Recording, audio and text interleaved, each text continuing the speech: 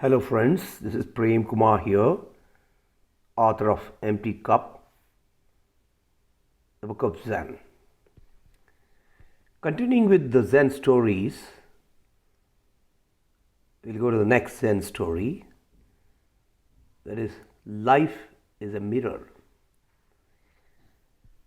A farmer got so old that he couldn't work anymore in the field.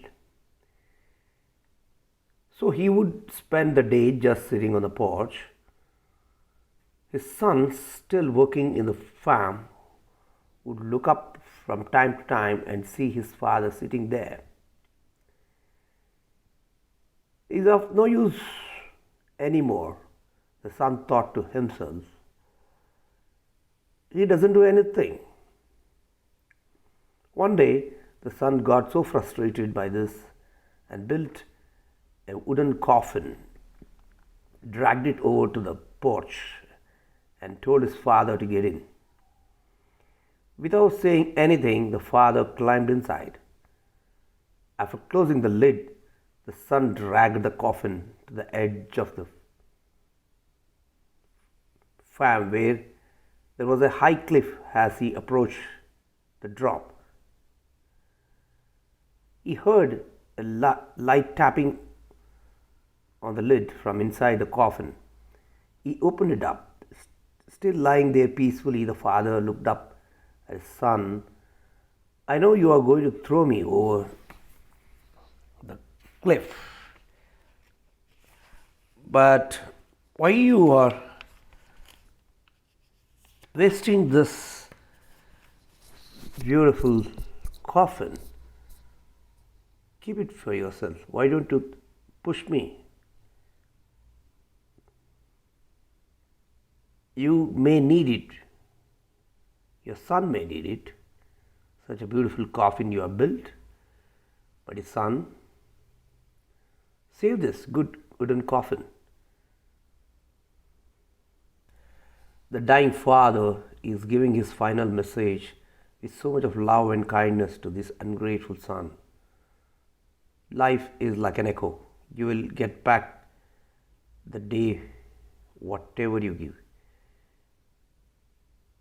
Life is also a boomerang. The faster you throw the boomerang, it comes back to you in the same speed. The next Zen story is working very hard.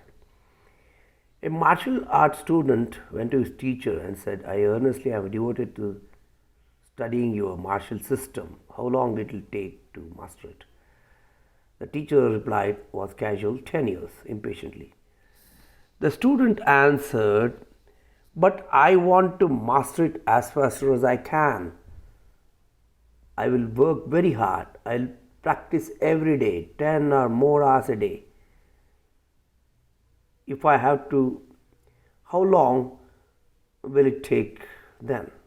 The teacher thought for a moment and replied, 20 years. Friends, obsession with anything leads to delay in the process of acquiring the same. The faster you want to acquire it, the more it awaits you. The next story is Way to Paradise and Hell.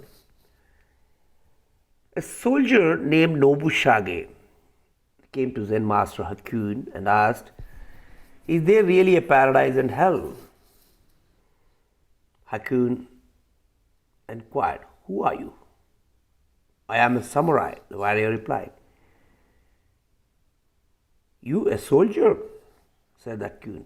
What kind of a ruler would I have been? You as his guard. You look like a beggar.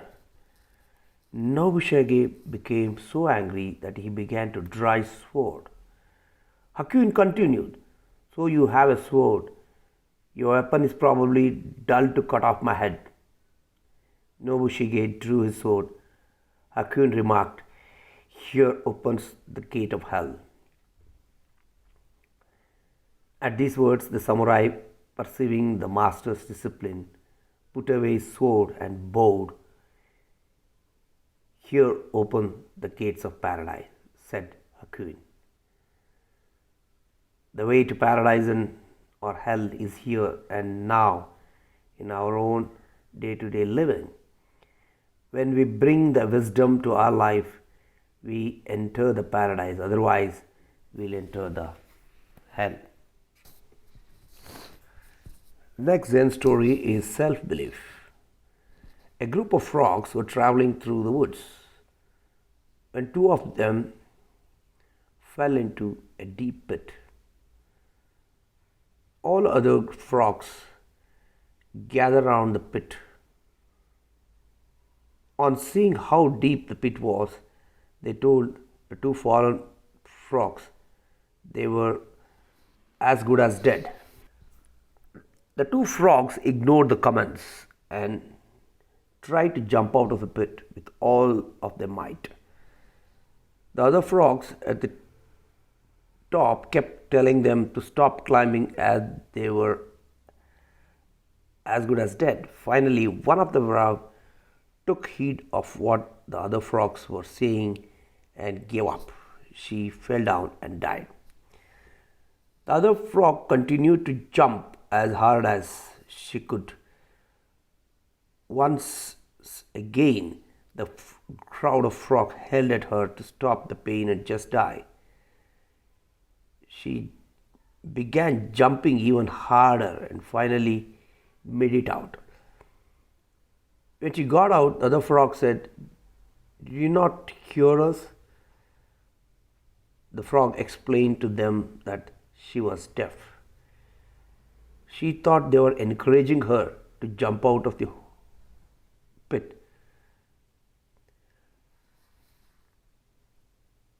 When you will believe in yourself totally, your goals are realized faster. The next Zen story is ignorance is bliss. Buddha was once threatened with death by a bandit called Angulimala. "Then be good enough to fulfill my dying wish," said Buddha. "Cut off the branch of that tree. By one slash of the sword, it was done." "What now?" asked the bandit. "Put it back again," said Buddha. The bandit laughed. "You must be crazy to think that anyone can do that.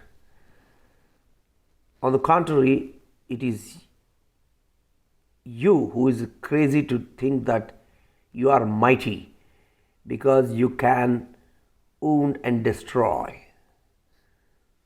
That is the task of children.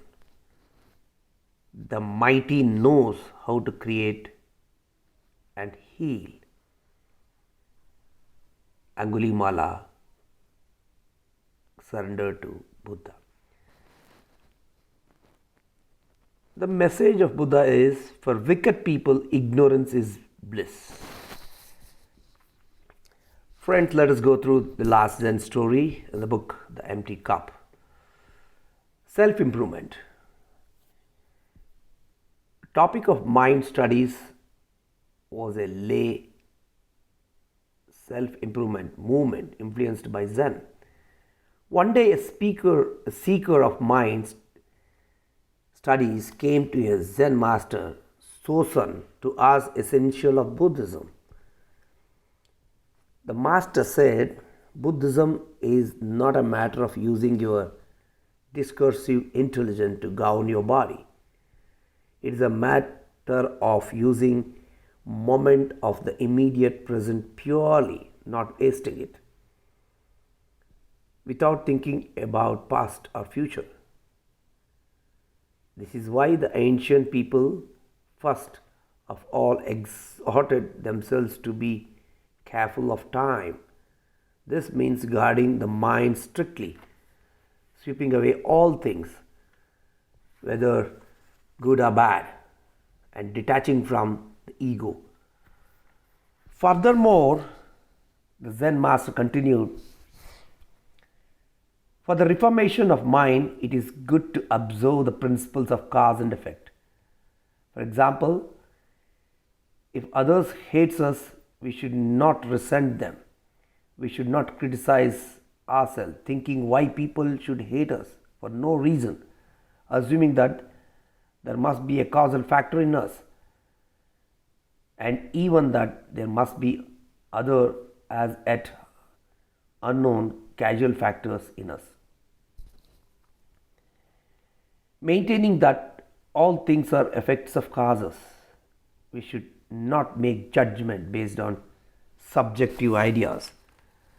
On the whole, things do not happen according to our subjective ideas.